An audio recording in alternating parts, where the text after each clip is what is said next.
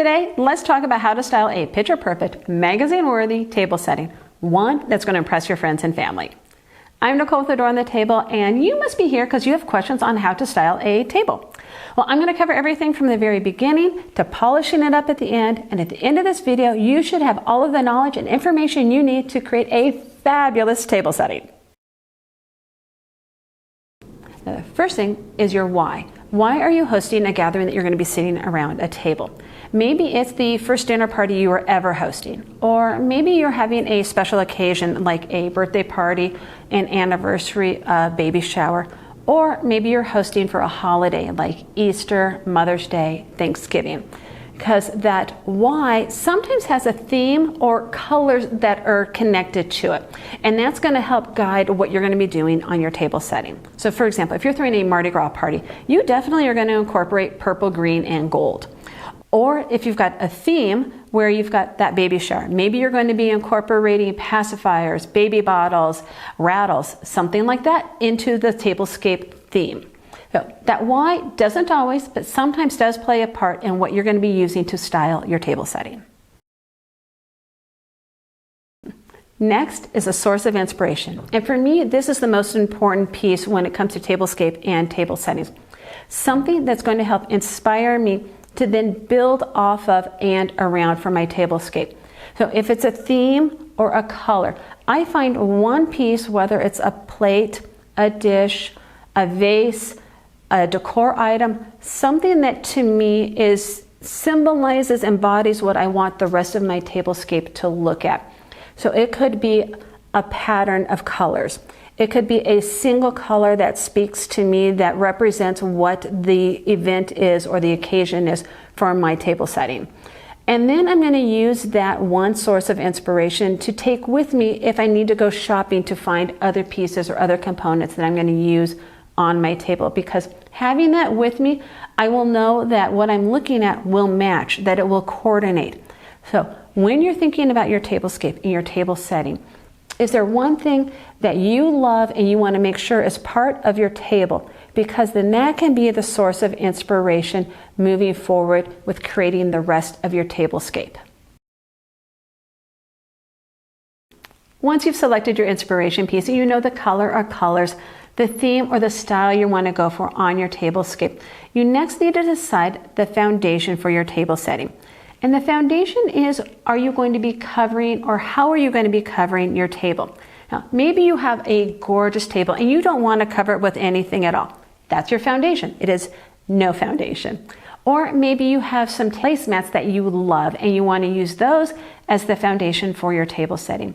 Or maybe a table runner, or a tablecloth that covers the whole table. Whichever you pick, it's going to influence the aesthetic and the vibe of your table setting. What I mean by that is placemats have a much more casual feeling to them, so they will give a more casual vibe to your tablescape. Whereas tablecloths tend to have a more formal aesthetic to them, but not always. If you think about a red and white check picnic tablecloth, that is definitely a much more casual feeling to it. But whatever the covering is that you are going to use on your table, it will lend to the overall look and feel of your table setting. Now for your place settings. Think about the meal that you are going to be serving. Besides your dinner plates, are you going to need salad plates or dessert bowls? How many spoons are you going to need? How many forks are you going to need? Are you going to have a water glass and a wine glass? Maybe a champagne coupe? What are the elements that you're going to be serving in your meal that you're going to need to make sure you have enough pieces in your place settings? Also, do you have enough dishes for all the guests that you are inviting? Now, if you're on a budget, secondhand stores, thrift stores, fantastic place to go look for dishes, because people are always getting rid of beautiful dishes and glassware. So go there first and see if you can source things that will match what you are wanting. But don't forget to bring your inspiration piece with you so you can make sure that the style and the color of the pieces you are looking for will match and coordinate. Next is your centerpiece. And I think this is where most people get overwhelmed and stressed and just almost don't even want to bother. They kind of throw in the towel when it comes to the centerpiece, or you take the easy way, which I understand. You just take and throw a vase of flowers in the middle and you call it good. But let's go a little bit further with it. Let's try to do a little bit more. So when it comes to the centerpiece, I'm actually going to break it down into smaller chunks, which I think will make it a little bit more manageable and easier to then digest and feel like it's more attainable. The main thing though to remember and think about with your centerpiece is that the colors you are using in your place setting need to be reflected in your centerpiece. So if you've got blue and white dishes, use that same color blue in your centerpiece. If you have a pink goblet, make sure that same color pink is in your centerpiece. Or if you're using a very modern, clean, simple look to your place settings, do the same thing in your centerpiece. You just want your place settings to be reflected in the centerpiece. You want to make sure that they're cohesive and that they kind of speak to each other, that they feel like they all work together as one. So breaking it down, the first thing is the focal point of your centerpiece. Where do you want your guest eyes to land in the middle of your table? Because a centerpiece doesn't always need to be smack in the middle of your table. A centerpiece can run the whole length of your table. It could just be on one end of your table. Maybe you're using everything else for your food dishes. Your centerpiece could be right here on the end. Or maybe you have a centerpiece that's going to have height in a few different places. Where do you want your guest eyes to go? That's one of the first things to think about with the centerpiece. A second element when it comes to your centerpiece is height. Where are you going to be using height in your centerpiece? You want to make sure that your centerpiece is not all at one height because that is boring. You do want to have some shorter and taller pieces. And that doesn't mean that you need to have really tall pieces. It just means that you want to create some visual interest to your centerpiece.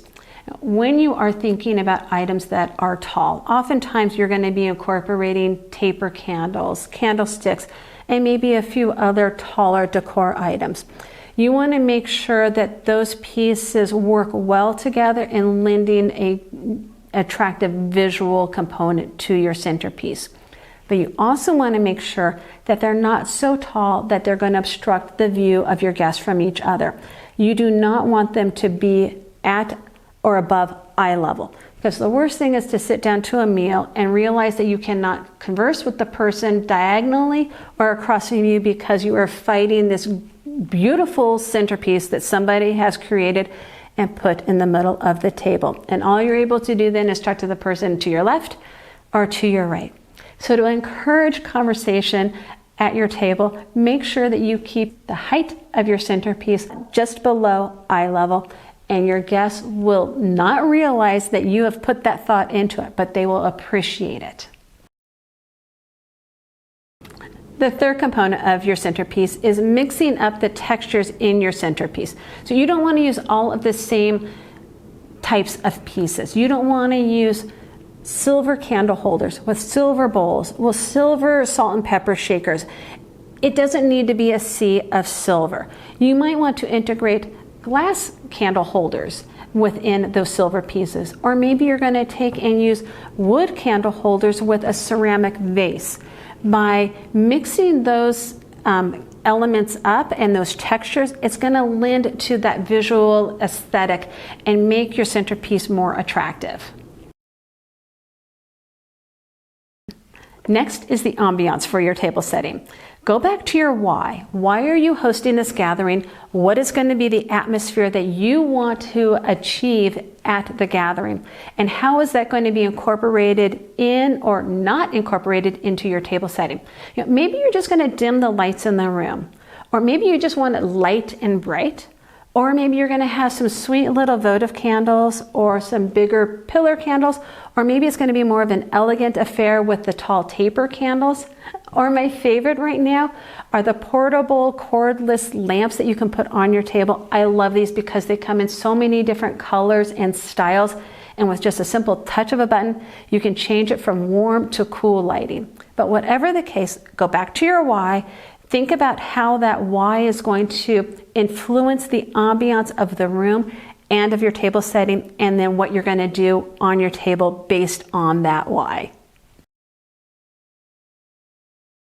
The last tip I want to share with you in styling a fantastic table setting is make sure that you incorporate those final design elements. Don't forget about the finishing touches. And a couple ideas for you. One, you could think about using charger plates, because charger plates, you can find really inexpensive ones at your local dollar stores or at thrift stores.